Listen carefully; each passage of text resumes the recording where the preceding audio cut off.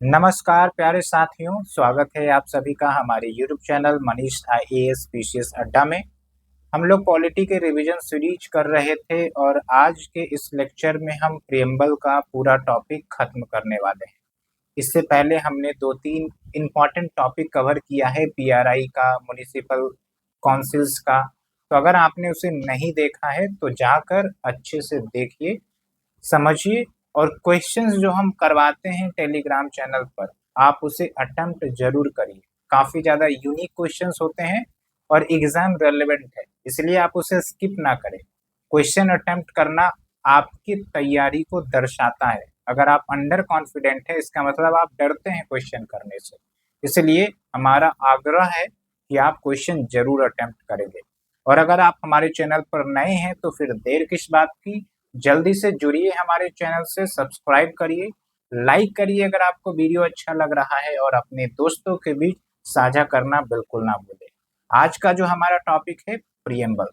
चलिए शुरुआत करते हैं। थोड़ा सा हम कहानी आपको बताने का प्रयास करेंगे। देखिए, जैसे आप कोई पुस्तक पढ़ते हैं तो जब आप पुस्तक के शुरुआत के पेज में देखेंगे तो आपको प्रीफेस नजर आएगा, जिसमें राइटर बुक के बारे में बताते हैं कि ये बुक किस चीज के बारे में है, क्या क्या इस बुक में बताई गई होंगी। तो थोड़ा सा समरी के रूप में आपको शुरुआती पेज में दिया जाता है, जिसको हम प्रीफेस भी कहते हैं। तो इसके माध्यम से आप जान पाते हैं कि हाँ भाई, बुक के अंदर ये चीजें होंगी, ये सुविधाएं होंगी, ये कहानियां होंगी। समझ में आ रहा है आपको? उसी प्रकार से जो हमारा संविधान है, बहुत बड़ा पुस्तक है, जिसमें कानून के बारे में, गवर्नमेंट के बारे में, सोशल सर्विसेज, लोगों के अधिकारों के बारे में, ड्यूटीज के बारे में मेंशन किया गया है।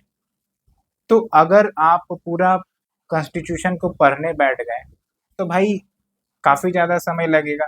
तो कोई लेमेन पीपल अगर जानना चाहे कि भाई क्या है हमारे संविधान में, तो वो प्रीफेस पढ़ के समझ सकता है कि हमारे संविधान में ये कुछ खास बातें लिखी गई होंगी, दर्शाई गई होंगी। तो प्रियम्बल को हम इंट्रोडक्शन या फिर प्रीफेस टू द कॉन्स्टिट्यूशन कहते हैं, या फिर समरी या एसेंस ऑफ द कॉन्स्टिट्यूशन कहते हैं। डायरेक्ट क्वेश्चन यहाँ से पूछा जाता है। सिंपल सी भाषा में कहें तो आइडेंटिटी कार्ड भी कहते हैं, क्योंकि आइडेंटिटी कार्ड में क्या होता है, जब उसमें आपका नाम पता लिखा रहता है तो इसके माध्यम से आपके बारे में जाना जाता है। तो अगर आप प्रीफेस पढ़ते हैं, संविधान का प्रियम्बल पढ़ते हैं, तो आप संविधान के बारे में जान रहे हैं, समझने के लिए सक्षम हो जाते हैं। ध्यान रखना है इस बात को। और ये जो प्रियम्बल है, ये ऑब्जेक्टिव रेजोल्यूशन जो ड्राफ्ट किया गया था, मूव किया गया था पंडित नेहरू के द्वारा कॉन्स्टिट्यूएंट असेंबली में, उस पर आधारित है। ठीक है। और एक इम्पॉर्टेंट बात ध्यान ये भी रखेंगे कि प्रियम्बल लास्ट में ऐड किया गया था, यानी कि जब संविधान सब बनकर तैयार हो गए थे तब जाके इसे ऐड किया गया था, क्योंकि ये तो समरी की बात कहता है ना। तो जब तक आपने पूरा स्टोरी लिखा नहीं, आप समराइज कैसे करेंगे? इसीलिए इस पॉइंट को भी ध्यान रखें। और थोड़ा सा आप हमें जरूर बताएं कि ऑब्जेक्टिव रेजोल्यूशन जवाहरलाल नेहरू जी के द्वारा कब पास किया गया था, कब पेश किया गया था, उस डेट का नाम आप हमें जरूर बताएं। अब कुछ इंपॉर्टेंट फैक्ट्स के बारे में हम जानेंगे।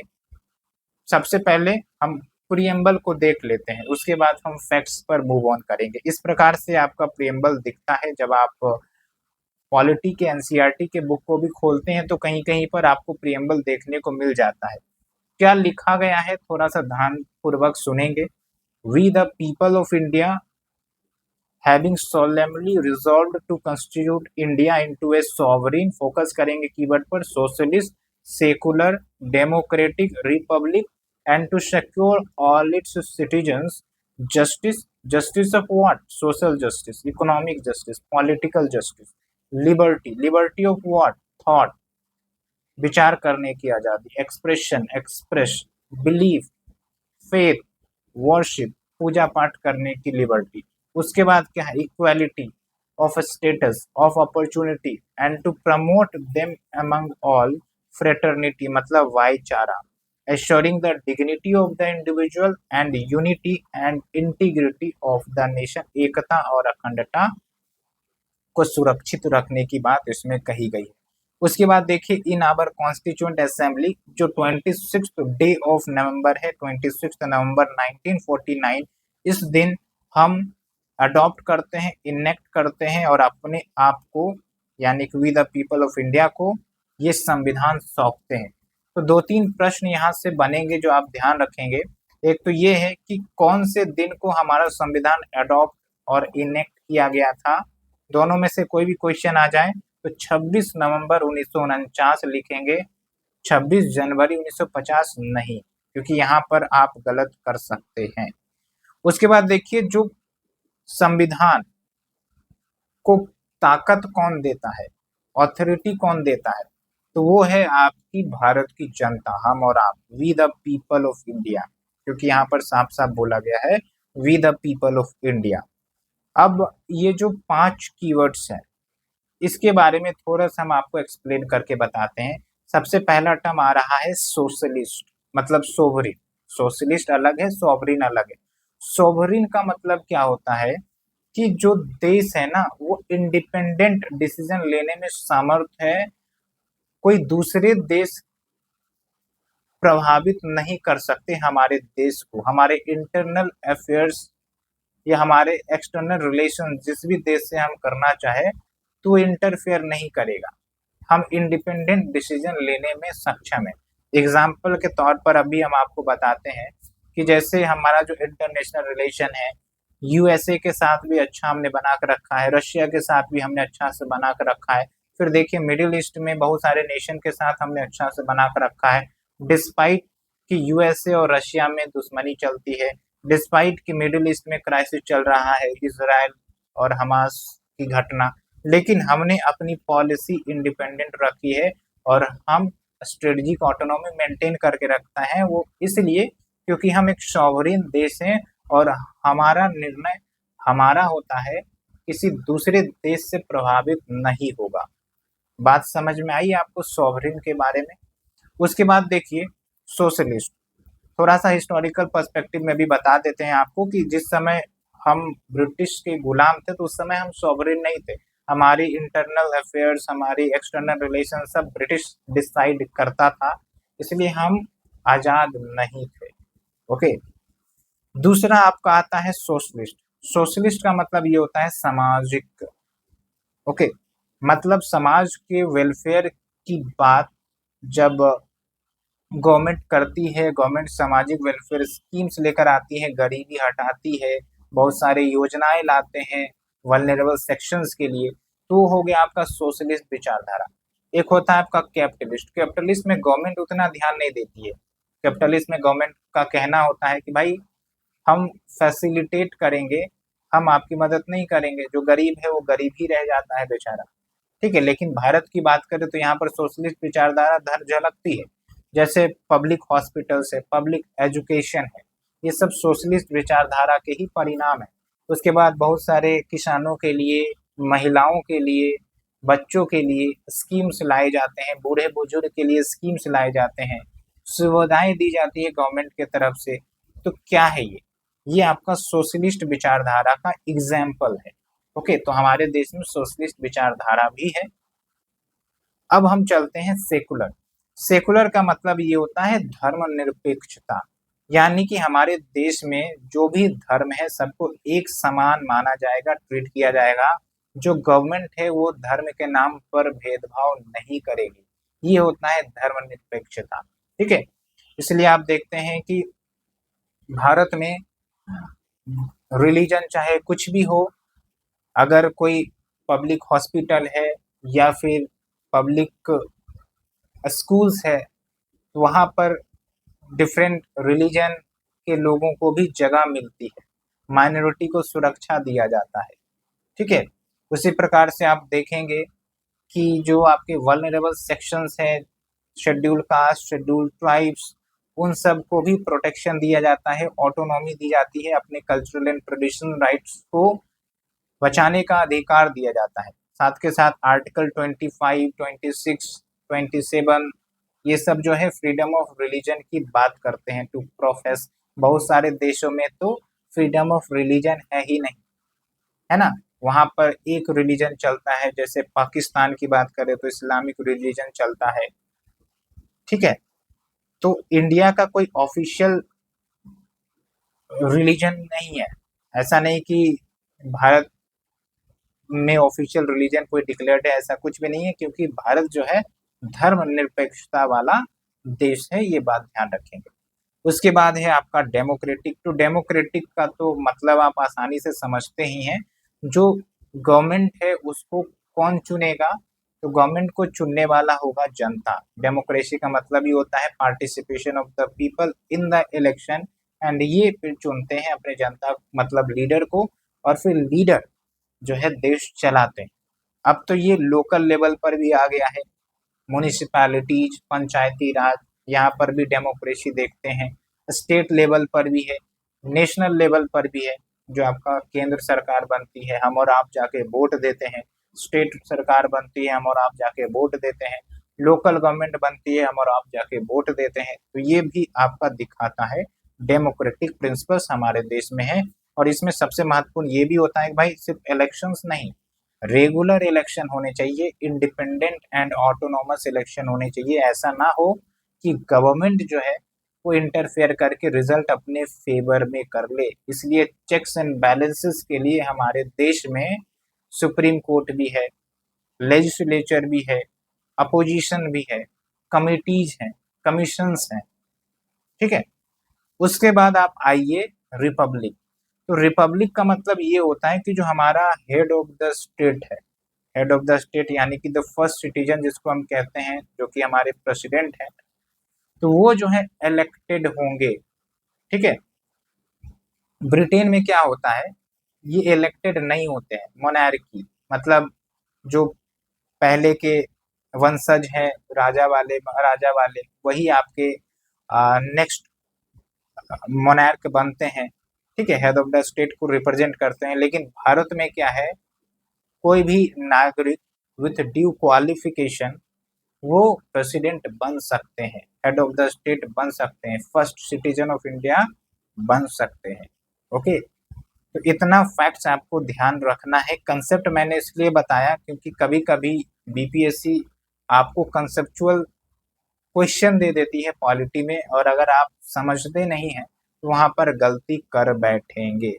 तो ये दिल गलती कर बैठा है ये दिल, ये नहीं करना है, सही कर बैठा है, सही करके आएंगे। ओके, तो अब चलते हैं कुछ अन्य पॉइंट्स की तरफ। एक है जस्टिस। तो जस्टिस का मतलब होता है न्याय, और न्याय में भी सामाजिक जस्टिस, आर्थिक जस्टिस और राजनैतिक जस्टिस की बात की जाती है। अब राजनैतिक जस्टिस में क्या हो कि भाई ऐसा ना हो कि गिने चुने लोग ही लीडर के रूप में आए, सबको मौका मिले, जो भी एलिजिबल है चुनाव लड़े, जीते, सरकार बनाए। तो ये होता है आपका पॉलिटिकल जस्टिस। ओके, इकोनॉमिक का मतलब आप समझ ही रहे हैं। सोशल का मतलब वही है कि भाई वल्नरेबल सेक्शन से उन सब के अधिकारों की सुरक्षा, और अगर उनके अधिकारों का हनन होता है तो फिर न्याय जरूरी है। उसके बाद लिबर्टी। लिबर्टी मतलब आजादी।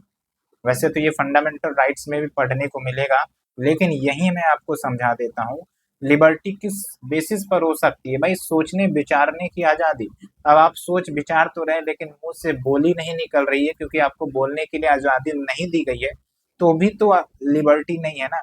इसलिए फ्रीडम ऑफ एक्सप्रेशन भी होता है, बिलीफ मानने का अधिकार, फेथ विश्वास रखने का अधिकार, वर्शिप पूजा पाठ करने का लिबर्टी। ओके, तो इसमें लिबर्टी में क्या क्या बातें की गई हैं, एक एक पॉइंट ध्यान रखेंगे। Thought, expression, belief, faith, worship.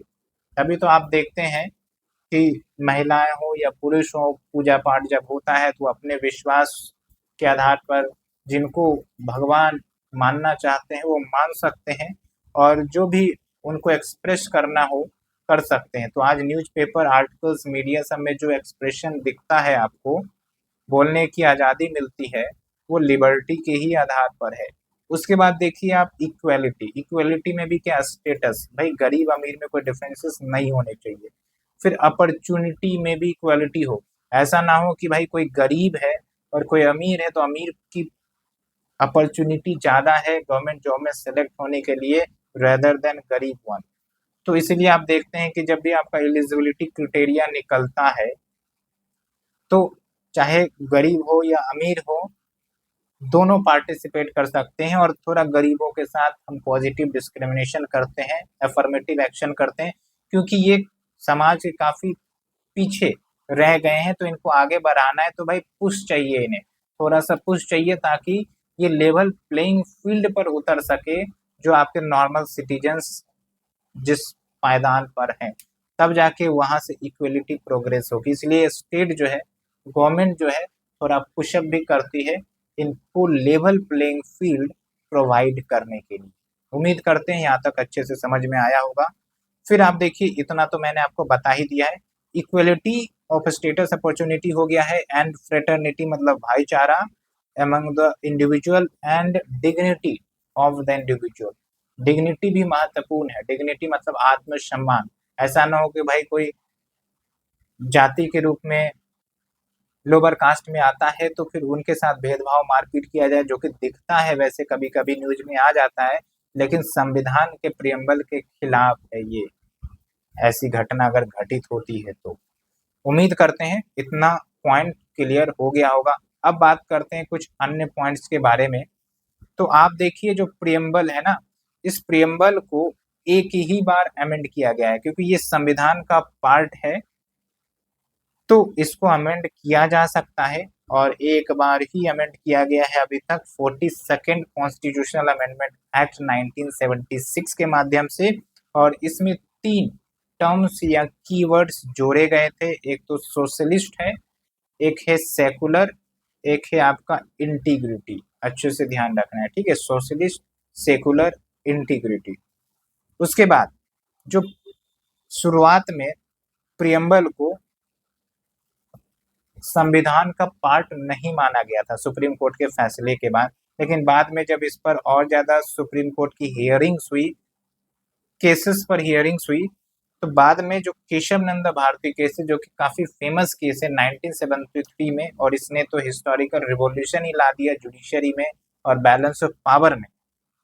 तो केशव नंद भारती केस में ये निर्णय होकर आया कि ठीक है, पार्लियामेंट के पास प्रियम्बल को अमेंड करने का अधिकार है, but the condition is that amendment में कुछ ऐसे अमेंडमेंट ना हो जाए जो बेसिक फीचर्स को ही वायलेट कर देते हैं। तो बेसिक फीचर्स का मतलब ये हुआ कि इस संविधान का मूलभूत पिलर है, इसको अगर डगमगा दिया गया तो संविधान ही नहीं टिकेगा। तो ये सिंपल सा बात होता है बेसिक स्ट्रक्चर के अंतर्गत। और ध्यान रखेंगे, preamble is a part of the constitution. और केशव नंद भारती केस भी अच्छे से ध्यान रखेंगे। संविधान में बेसिक स्ट्रक्चर, बेसिक फीचर की बात नहीं की गई है, ये आपका सुप्रीम कोर्ट के जजमेंट से निकल कर आता है। हालांकि इसके बारे में हम सुप्रीम कोर्ट का जब टॉपिक डिस्कस करेंगे तो अच्छे से आपको एक्सप्लेन करेंगे, आप चिंता ना करें।